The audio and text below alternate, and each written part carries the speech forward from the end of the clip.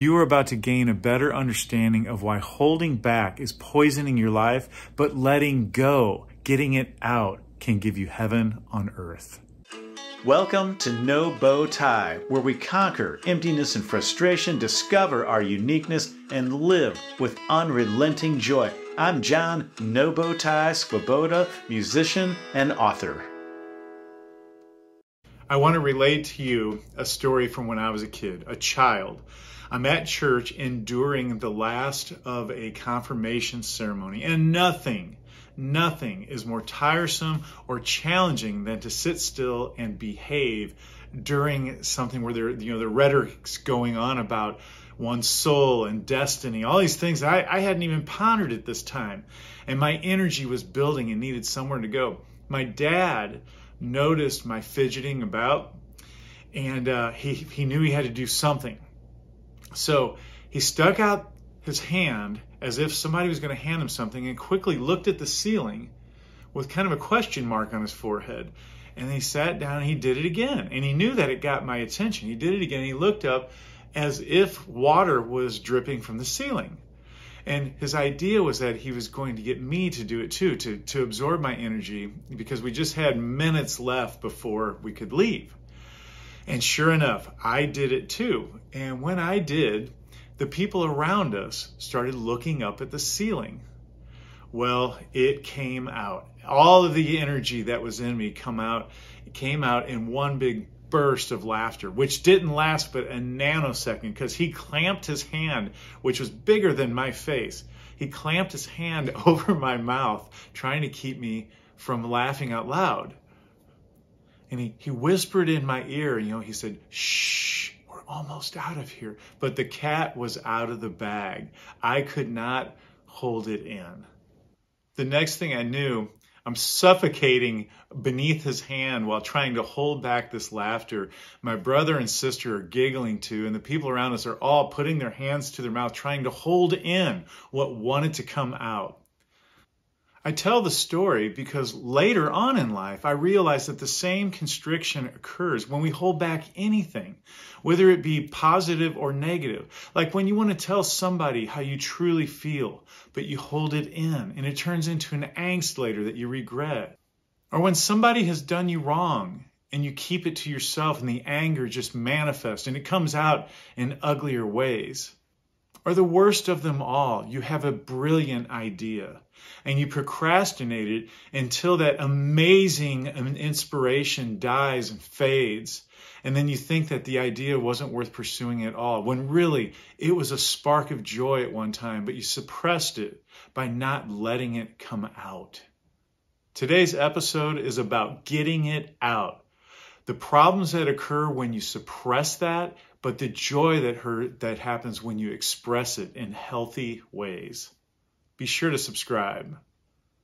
Go with me for a moment to 1975. I was 10 years old. I had a friend who was holding something in. He would sit quietly and let us all wonder what was on his mind, and he wouldn't tell anybody about what was going on in his home. By the age of 12, his small circle of friends wondered why he got in trouble so much, often ending up in violence, fights, and disruption, and lashing out at other people. His fuse seemed really short, but it was already lit. In high school, the same pattern occurred, but now it expanded into drinking problems, fighting at parties, and unfortunately, he ended up getting in trouble often with the police. I met up with him just before high school ended at a pizza place that we all hung out at. And I walked in and I noticed that his eyes were puffy, what looked like he had been crying, and he was in a terrible mood. I asked him what was going on, and he just lashed out at me and blamed me for a lot of things and called me things that I won't mention here. He was obviously very upset. We lost touch, and it was in my early 30s that I connected with him again, and he had changed. And he went ahead and he told me about all of the neglect and abuse that was going on in his home in the early days. and that he got a handle on his drinking, and he also went into therapy. And in the therapy, he was able to release a little bit at a time the feelings that he had, the anger that he had suppressed for so many years. And he explained to me the relief that he felt, and that he was able to see a different way of life and learn a different way of living that gave him such relief. And before I left, he said something I'll never forget. He said that the more that he held it in, the more that he wanted to destroy himself, because he was the only one who knew, about the events, the abuse, the neglect, the shame, all of the horrors, the memories that he suppressed. It was all coming out again in uglier ways. I'm sure you had a similar story, or know somebody that did, where something was held in, fear, anger, and caused by some kind of lack of recognition, something very upsetting. And then later on, you question why things went the way that they did, why it was expressed in such destructive ways. In any event, holding back responses in life plagues you, positive or negative. Somehow we are designed to express it. And when we don't, it comes out in the destructive patterns that we've already described here, but also in suicide. And we've got just a rampage right now of shootings.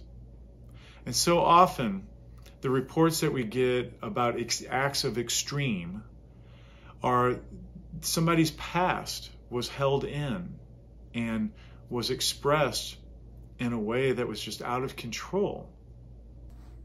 You can support a positive manifestation in this world by going to patreon.com and look up No Bow Tie and support. It just takes a couple of dollars a month, and you get exclusive rights to the gifts that we give, the products that we serve, and electronic services that you cannot get otherwise, always keeping that positive vibe and reminders in your life. So support at patreon.com. Let's go down a different rabbit hole before we conclude the show, because there is a very positive side to this. In 1890, two men met on a Saturday morning, and they were great inventors. You may have heard of them, Thomas Edison and Alexander Graham Bell. They got together to just discuss what motivated them, why they did what they did, why they were so compelled to invent. Both of them were known to be some of the world's greatest inventors. And they were very creative, and they amassed a lot of success in their work. But the thing that they agreed that compelled them was they just wanted to get their ideas out. They weren't always interested in solving a problem. As it seems in retrospect, they would invent something and it would solve a problem that would change the world. But they actually were more intrigued about the combination of ideas and what would come of it. And when they would spark that idea, then it would lead them to another intrigue. And they would want to know what would come of that. And they would work until those ideas were put outside of them in physical reality.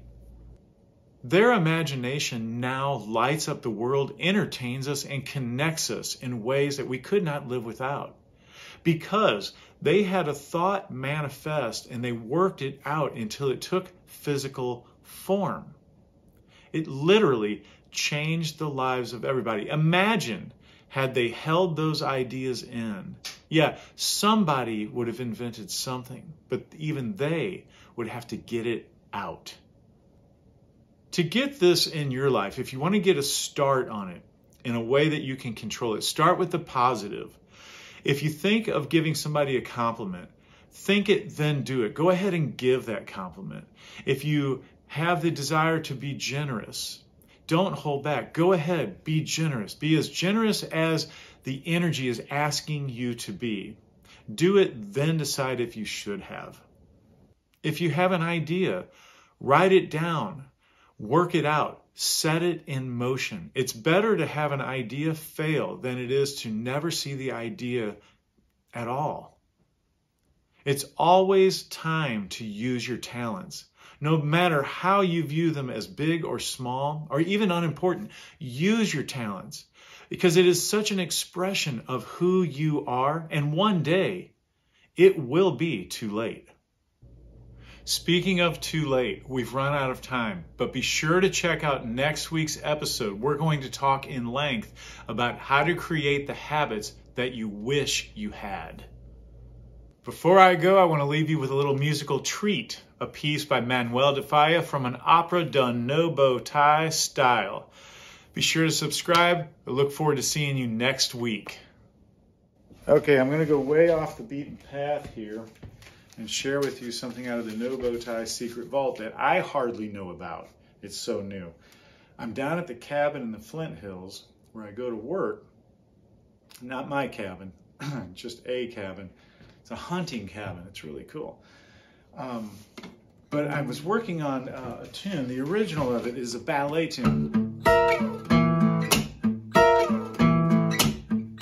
by Falla. You know this one.